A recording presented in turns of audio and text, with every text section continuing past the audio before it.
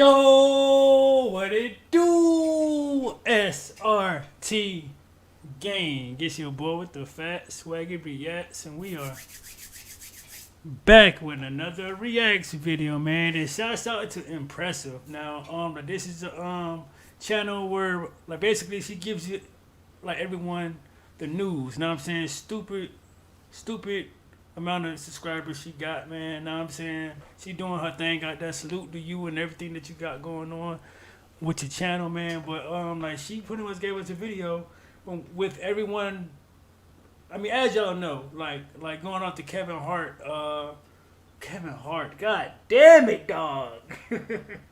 The Katt Williams interview, know what I'm saying, went completely crazy on everyone. So apparently everyone has responded. Now, it was a lot of things he said in there that was like, I mean, that made you like, damn, like, did that really happen? Or is that true? Well, we're about to find out right now, because apparently everyone has responded. So like, share, comment, subscribe, gang. Tell me how you guys feel about this video, man. I ain't finna hold y'all up. We on the road to 100K. So subscribe to the channel, to your boy. It's the only way we gonna grow, one subscriber at a time. I'm trying to get that before my birthday, which is February 28th, man. So it'd be greatly appreciated. Go ahead and subscribe to the channel for me, man. Like, help me build up, man. Let's go. But shouts out to Impressive once again for giving us this video. Let's go. Hello everybody, welcome to the Impressive channel. Happy New Year. This new year 2024 started off very messy. For one, Katt Williams went viral after doing an interview with Shannon Sharpe. And bro, like, that video is at like 20 million, I think, or something. So like 20 million in like 3 days is ridiculous, bro. On his show Club Shay Shay. And this happened around the same time that the Jeffrey Epstein transcripts were revealed. So there's a lot of messy stuff going on, but I'm gonna first focus on Katt Williams because he just flamed a lot of his peers in the comedic world. He went in on Steve Harvey, Kevin Hart, Rickey, Smiley, Faizon Love, Cedric the Entertainer. I mean, the list goes on. He was talking about people selling their souls and their booty holes. I mean, he was just not the booty holes. Come on, man. But that's how, bro. Like, bro, I don't want to be that famous, bro. Like, no, bro. I don't want to be in Hollywood. These niggas, what stays in Hollywood, stays in Hollywood, my nigga. Like, and they mean that shit. Flaming everybody. Faizon's never done his own tour in 30 years. Steve Harvey don't do stand-up no more. Cedric doesn't write. I'm sorry, he doesn't write. Rickey Smiley has been playing the same old black woman forever. Like, you can't get a young fan base with that. Why Earthquake not in movies? Cause he's illiterate. He can't read. And they found that out when they gave him a show and put the cards in front. I never knew that about Earthquake, bro. He can't read. That's tough. Of him. And the Chris Tucker that we got now is Epstein Island Chris Tucker. Oh, Lord. Not Smokey. Oh, Lord. Michael Jackson called him Christmas. You ever met a man that gave you a little nickname like that? No. Called him Christmas. Do you know what the #1 job of somebody that sold their soul in Hollywood is? What? Is to act like it didn't happen. They canceled me for talking about Harvey Weinstein before the thing came out, but he offered to suck my pee in front of all my people. Bro, like, this look like a type of nigga that would do some weird, oh my God, bro, what? Oh my at my God, agency. dog. What am I supposed to do? He did all of that. I'm thinking I'm the only black person on the script. I get there, it's 3 other black guys on there. Woo. Huh. So you wonder what they did to get there? I told him no. What y'all do? Now, I've had to turn down $50 million 4 times. 4 times. Just to protect my integrity and that virgin hole I was telling you about. Right. Because P. Diddy be wanting the body. And you gotta tell him no. You got to tell him no. I did. I did. So as you can hear, Katt Williams set the internet on fire with this interview, and a lot of comedians were not happy about it at all. Kevin Hart obviously wasn't happy. For those who don't know, Kevin Hart and Katt Williams have had tension for years now. Katt has kind of put it out there that Kevin is basically an industry plant, and he was basically ushered in to replace him. because Katt wasn't willing to conform to everything that was happening in the industry, and Kevin Hart was. He was willing to play the game. So Katt claimed, as you can hear, every single click comes through the microphone. Every single key press.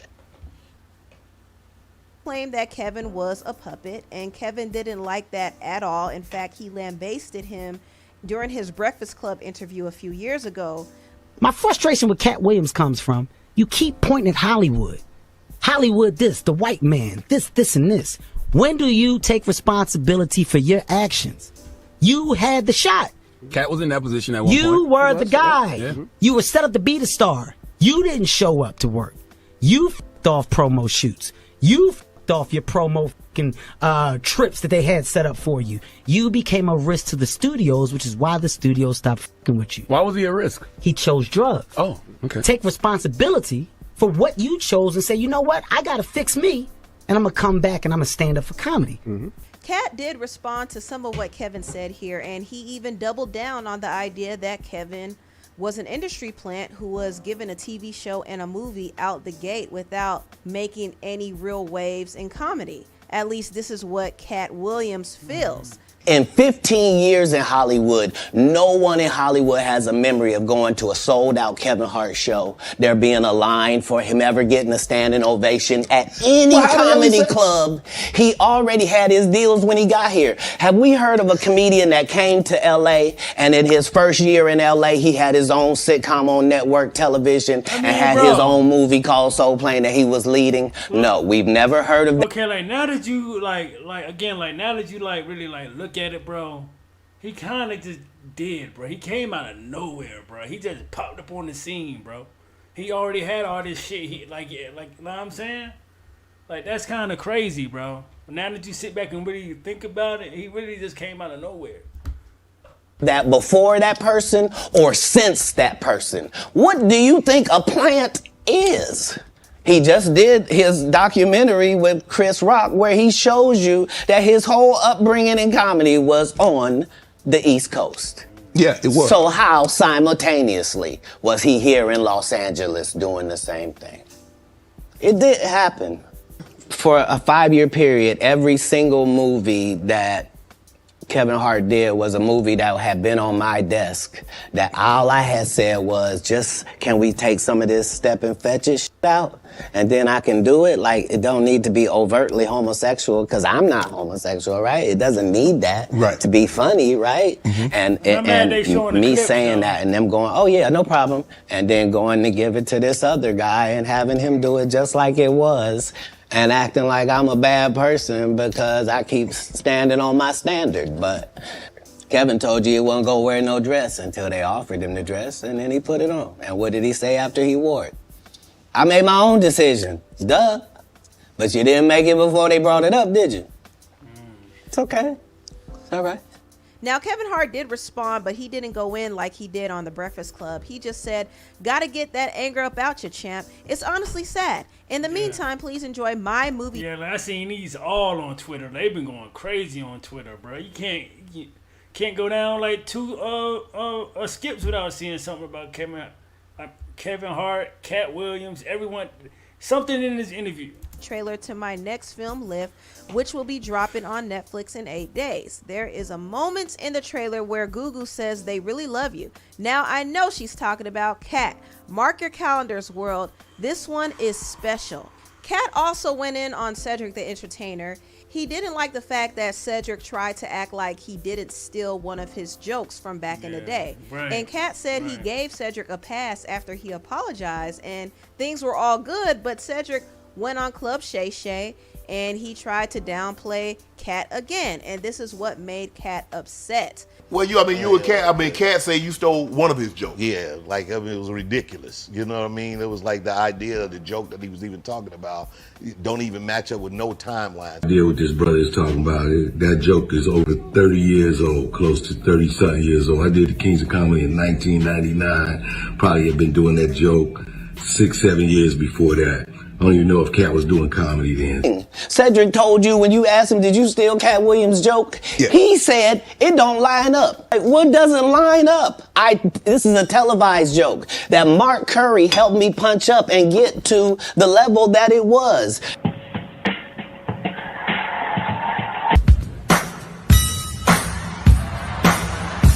Right, so he thought that I was just a no-name comedian and that he could take this joke and nobody would know. Right. The issue was that I had already done this particular joke on BET's Comic View twice. Right. 1998, I'm doing this joke, it's on Comic View. Cedric comes to the Comedy Store. He watches me in the audience. He comes backstage. He tells me what a great job I did and how much he loves the joke. 2 years later, he's doing that as his last joke on the Kings of Comedy. And he's doing it verbatim. He's just changed my car into a spaceship. The truth don't need motivation. I'm just saying I can't let these dudes lie. Cedric sitting here telling you why he ain't a movie star. He over here look like a walrus. You didn't say nothing. He can't even get his arms off his stomach sitting over here. Why I'm not a movie star. What? Right. We found out he can't sing, can't dance, and doesn't write jokes. He did 4 comedy specials. They're so bad, Shannon, they're not available on Netflix or Tubi. Child. And he didn't stop there. He went in on Steve Harvey as well. Katt called out Steve for being jealous of Bernie Mac. If you don't know, Steve Harvey, D.L. Hughley, Cedric the Entertainer, and Bernie Mac were a part of one of the biggest comedy specials in history called The Kings of Comedy. Damn, man, rest in peace to Bernie Mac, man. God, bro, we might need to do some Bernie Mac reactions on the channel, bro. Like, let me know if y'all want that down in the comment section, bro. Like, this man was man, God, bro. Bernie Mac was the funniest one on the booking. However, he did not close out the show. Steve Harvey closed it out, and Steve did admit that he was a bit threatened by Bernie Mac, and for years there was some beef between them. Bernie felt like Steve was jealous, and he was like Bernie Mac is just better than you, bro. Like you're not even that. Come on, Steve Harvey, bro. Come on, gang. You ain't none of y'all have nothing on Bernie Mac, bro. Like, stop it, bro. It's just some people that got it and some people that don't. trying to sabotage his movie roles. In fact, Steve was trying to snatch his role from Ocean's 11, and it created a lot of tension between the two of them. And Steve did go on Club Shay Shay, and he tried to act like he didn't have an interest in being a movie star. He said that he never wanted it, but clearly he did, because he was trying to compete with Bernie Mac for a movie role. And Katt called Steve out on it, and he also called Steve out for stealing from another comedian named Mark Curry and allegedly lying about being homeless. The same Steve that went to go watch Mark Curry do his whole sitcom and then stole everything Mark Curry had. Now Steve got a sitcom where he the principal and he wear a suit and then he gets this high top fade, making all black men think he got the best line. And that thing was, look, you see how fresh that thing is? That shit is, what the hell did he say, a man unit or some shit? Like, I ain't never heard a man unit, man. And up in the business, and it's a man unit. This the same Negro that hated on Bernie with this same thing. I didn't want to be a movie star. No, you couldn't be a movie star. There are 30,000 new scripts in Hollywood every year. Not one of them asks for a country bumpkin black dude that can't talk good, baby, and look like Mr. Potato Head. There ain't none. You would have to have range.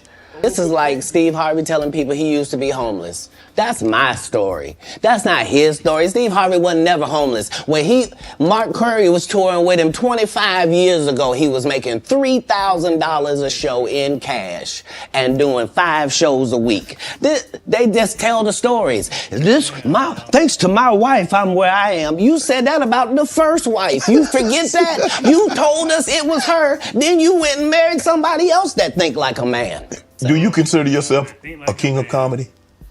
Where does Katt? No, they consider that. Oh, like when after Bernie left, them same 3 guys I'm telling you about, the Kings. Yeah. Right? Because DL is the greatest. Yeah. There's no DL slander gets tolerated. But They came to me. I was supposed to be the fourth king. I got the offer. Then what happened? But I turned it down. Why? Because you shit on Bernie. And I know the truth. You think I'm gonna let you shit on Bernie and then come get me? I'm the next king? Fuck you. Why? Because the whole time Bernie was here, you was acting like you was funnier than him. You stop it. That man was funnier than all of y'all, and y'all thought y'all had one over on him. You thought he was black and ugly, and you were good looking, and he couldn't make it because you did. And that ain't the way comedy works. The king is the funniest. Imagine him coming to tell you another story where he got so big and it was Bernie and them's fault because they wanted to be movie stars. You called Ocean 11 to get that nigga's part. What do you mean you didn't want to be a movie star? So on the behalf of Bernie, I would have to say what I have to say. Katt Williams also went in on Rickey Smiley. Rickey also did an interview on Club Shay Shay, and he said that he was supposed to play the character Money Mike in Friday After Next, and Katt was supposed to play Santa Claus. However, at the last minute, they switched roles.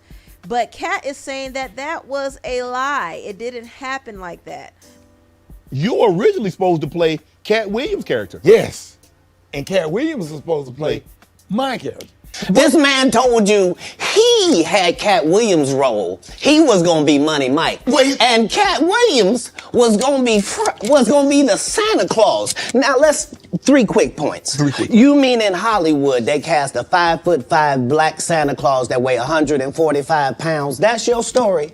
Your story is the Rickey Smiley that couldn't even do curse words because he had a Christian fan base. He was gonna play the pimp. Why you didn't ask him why has he played a woman in more movies than he's played a man? Him and Tyler Perry can't play a man to save their life. It is sad. Bro, like the receipts is what's really killing him. Like the receipts. And he was just that bitter when we were shooting it. He told everybody, it should have been my role. What he told everybody was, Katt Williams, and don't nobody know who he is. I'm on the radio. I'm with Steve and Said. Everybody know me. That's what he told everybody that would listen to on the set.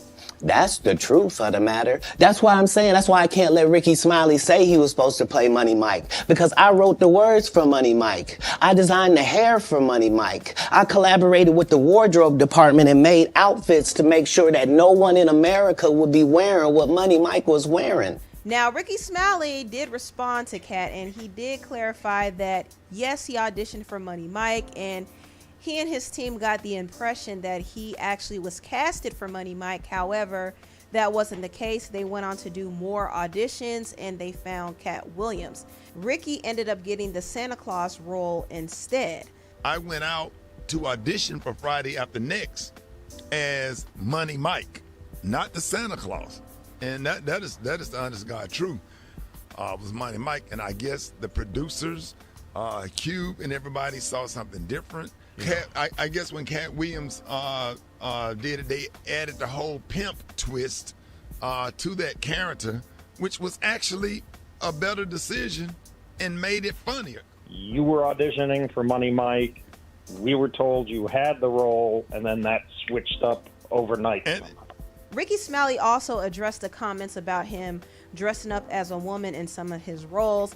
Katt took a jab at Rickey and said after they did the movie Friday After Next, they both partook in the movie First Sunday, and Katt said that in his contract, he wanted Rickey to wear a dress because he felt like he shined the most when he acted like a woman. Now, Rickey said that wasn't true. In fact, he actually was requested by the creator, David E. Talbert, to play the role Bernice in the movie First Sunday. And not only that, he actually defended his reasons for wearing a dress. He said all the other comedic greats did it, and he said it was just a role. He needed to make money, so he put the dress on. You know, comedy greats like Flip Wilson played Geraldine. Richard Pryor played some roles on his show. Jamie Foxx played Wanda. Martin played Shanae. I did. Bernice Jenkins, Tyler Perry did. Madea. It's a lot of comics and a lot of comedy greats that did characters for the sake of funny, for entertainment, for the sake of the laugh. And it has nothing to do with nobody's comfortable in the role. Nobody wants to put on a damn dress or comfortable in it, you know. That has nothing to do with my manhood being lessened for trying to play a role and trying to put food on the table for my family. Now, Katt does have a strong stance against heterosexual comedians wearing dresses. He feels like they're not doing it out of their own free will. They're doing it because they're required to. And he just didn't want to do it. And he felt away when Martin Lawrence reached out to him and asked him to wear a dress for their second movie, Big Mama's House 2. Martin tried to put me in my first dress. When he had to go on his hiatus, he tell me, Katt, when I come back, I need you. You my young partner, you my brother in comedy. When I come back, just promise me that my next movie, it'll be me and you. We gonna do it together. You know, we get in that office and this fool pull out Big Mama's House 2. I almost died. And I gotta read this script from all these good white people, where this nigga want me to get in a dress with him. And I'm literally saying to everybody, why is he in a dress again? Right. You already played the old lady as an FBI agent.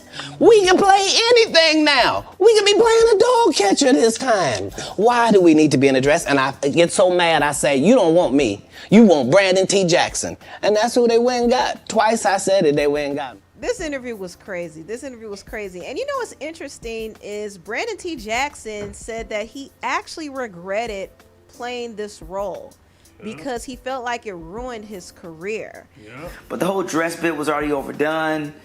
You know, it was like, it was hacky, you know, and I did it purely for the money and the work of Martin Lawrence.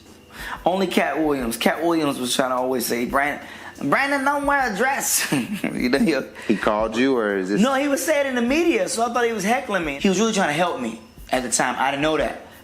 I believe it was a curse that went with that, personally, because nothing went right since then. Curse. Everything went wrong when I put on that dress. Now, Katt Williams also went in on Faizon Love. Now, Katt and Faizon don't get along at all. They were cool at one point, but they fell out over some money issues, and Faizon claimed that he was owed $50,000 from a tour that he did with Katt Williams. And also, he said Katt was throwing shade at him, and he pulled out a gun on him, but the gun didn't have any bullets. And he even tried to send... But how do you know that? Like, what? Okay. And Suge Knight to take him out, which is... Hold on, what? And he even tried to send Suge Knight to take him out, which is crazy. I mean, yo, stop it, dog. Ain't no... This nigga trying to send Suge Knight to get little old Katt Williams, dog. Faizon, bruh. Come on, bro. You using your damn, like Big Worm connections, bro? What you got?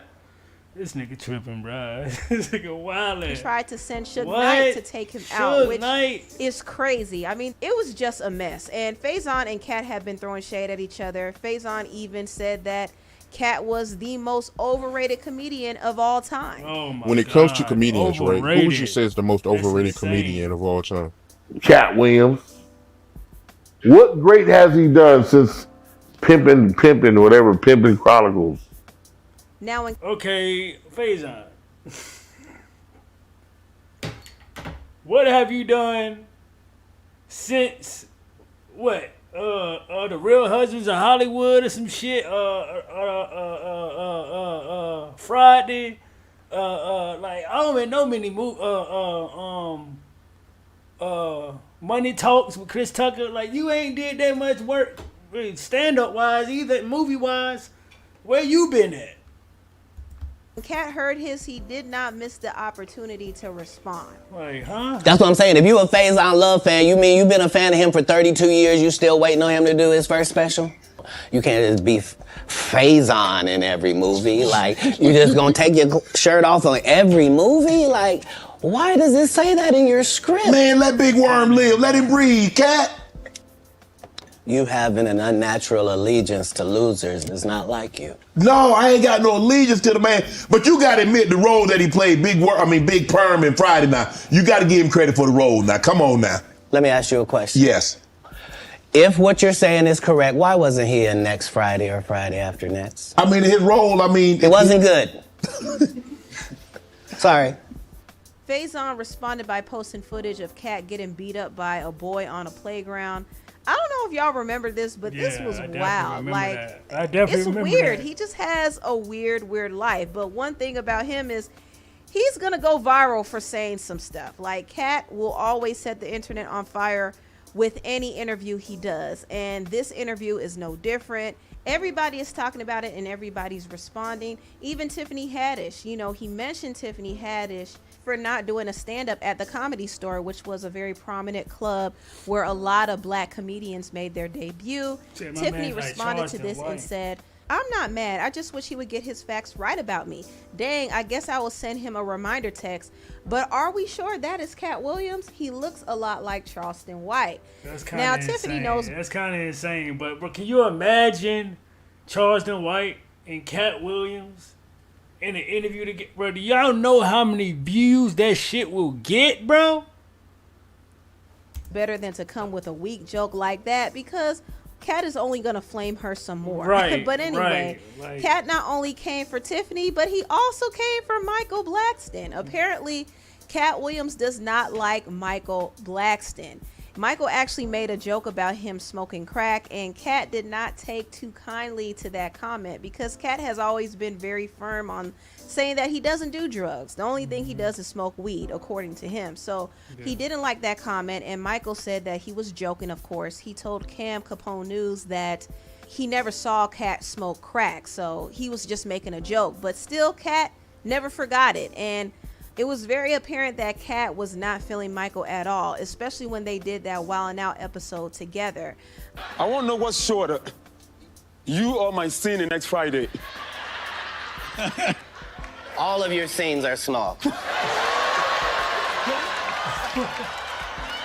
don't like this. And he doesn't like you either. Most comedians don't get booed enough. That's kind of crazy. This is how you end up with a Michael Blackson, who's a real African doing a fake African accent. Okay, this guy is mad at me. All I did was give him the best advice of his life. Remember, he was wearing dirty dashikis. And I told him he needed to dress to be in the position that he's trying to say that he's in. And if you're the African king of comedy, sir, there's actually comedians in Africa doing comedy. If you're going to say that, you got to go to Africa and get a school, dude. Everybody got, you got to put in some work. And these guys, they take my advice, they change their whole persona, and then they hate me for it. Michael Blackson responded to Katt and said, "Katt Williams is definitely top 10 comedians of all time and top 5 alive, but we all have to agree he's not the Katt of 2005. I can't believe this lying dehydrated leprechaun said he told me to build a school. LMAO, I only built a free school so the kids can whip your tail for free, mother sucker." Katt Williams is a very smart midget nigga. He took shots at the top 10 comedians alive today so we could all respond and make him relevant. The top 10 comedians alive today. Again, never been booed ever, but I've watched Katt get booed in 2 cities. Cincy, and I forgot the other city. Cincy is short for Cincinnati. Effed up-ish is Cincy is where he's from. It's effed up when your own people boos you. I'm so confused. I'm African with a fake African accent. My accent had me roasted every day in school and in the comedy clubs in America, and I wish I could get rid of it. Even my Philly accent is fake. I guess the only real thing about me is my deek. What is wrong with Michael Blackson, man? And you know what? Katt Williams didn't just go in on the comedians. He was going in on everybody. He went in on Jonathan Majors and called him ugly. First of all, they went around the world for 2 years straight telling any women that would listen that this was a good-looking Negro. Mm-hmm. Since when? When did y'all start liking a big nose? And when did y'all like a little head and a big jaw? When? Since when? That look like my daddy. When you start liking my daddy? You like black people's features like that? If this ugly nigga is good looking, then all niggas is good looking. Anytime you see them telling you something you can't believe, just understand it's a play. It don't matter. You gonna know it's a play as soon as they get in that position and think they gonna tell somebody something. No, you're not. No, you're not. Marvel will cancel you you won't be allowed to read a comic book. What is you talking about? Get out of here. Get out of here, ugly boy. Katt was also going in on people's wives. I mean, he called out Kanye West's ex-wife, Kim Kardashian. What do you expect? The guy married a whore. Like what? Oh Lord. Like, He also called out Ludacris's wife for no reason. In fact, he was telling the story how he and Ludacris went to this Illuminati meeting. I mean, this is Katt Williams' words, not mine. But he was alleging that they had to do certain things like change their appearance and shave their hair and sideburns if they wanted to be a part of the Fast and Furious franchise. They ended up choosing Ludacris, and once he got up in the ranks, he basically married his current wife. And Katt has this theory that a lot of these black entertainers marry the same looking woman because they're told to do so. Oh, no, so they're told to date a light skin, long hair, ugly face, from what Katt Williams say. And then you're pretty much set. That's insane. There was a crossroads where we were both invited to an Illuminati thing. One of those persons turned out to be Ludacris, and the other person turned out to be Katt Williams. Now, one person ended up with a light-skinned, ugly-faced wife that's never done a... Remember I told you that if I say that, it applied to 7 people? Yes. It's part of what they give you. If you sign up for their program, you get a light-skinned, weird-faced wife that never do an interview. Oh, man, come on. Listen, in 20 years, won't do an interview. Nobody's ever talked to her, and that she's never been interviewed anywhere. And now, understand, I'm not talking about one person. What I just told you applies to 7 people. How they all end up with that. That's part of what you get. Katt Williams is so messy, y'all. He is so messy. I'm just saying, bro, like messy, but like, is he lying? That's my whole thing. Is he lying, bro? He can be messy all he wants. Is he lying? This interview was entertaining. I'm not going to lie. I laughed so many times throughout this interview, but Facts. I could also be honest and say, you know, Katt Williams does exaggerate a little bit when it comes to certain points. Not to say that he's not truthful on other points, but there are times when he does stretch the truth a little bit. Okay. And a lot of people he called out weren't really feeling what he had to say. I mean, even Ludacris responded to him and dropped a freestyle. Bars. Never been some bars, and Luda ain't rapped in years, nigga. So you already know what this type of effect is having. Ludacris responded to him and dropped a freestyle. Never been Illuminati. Only Illuminati, and I only left with bitches when coming from any party. Now I'm married with kids, the evolution of life. Never been a clout chaser, never say shit for likes. R.I.P. John Singleton. You never have to flex when you earn every one of your Fast and Furious checks. Afro with the sideburns. Yeah, that's my signature. Addictions on the rise. Comedians check your temperature. That was Luda's response, and you know what? It never ceased to amaze me how much of a rise Katt gets out of people. I think he has an amazing gift where he could just capture anybody's attention, and this interview did just that. It exploded on the internet, and I honestly think part of the reason why it exploded is because they want this interview to overshadow the Jeffrey Epstein list, and I'm going to wait till more names come out on that list before I talk about it in another video. But since Katt was trending for the last couple of days, I wanted to talk about this. And I think Katt is genius because I do know that he currently is doing a comedy tour and he knew exactly what to do and say to get people talking, and it absolutely worked. Thanks. Anyway, I didn't know he had a tour coming up now. I didn't know that. Think about this video down below. Please like, comment, and subscribe and share. Yeah, bro. So that's the video. Shouts out again, bro, to everyone who's checking out this video. Shouts out to Impressive, bro, for giving us this dope video, man. She did a wonderful job. Salute to her and everything that she has going on. How do you guys feel about this, man? Like, how do you guys feel about this? Like everyone's responses. Do you feel like everyone responded well? Like some people responded kind of, you know what I'm saying?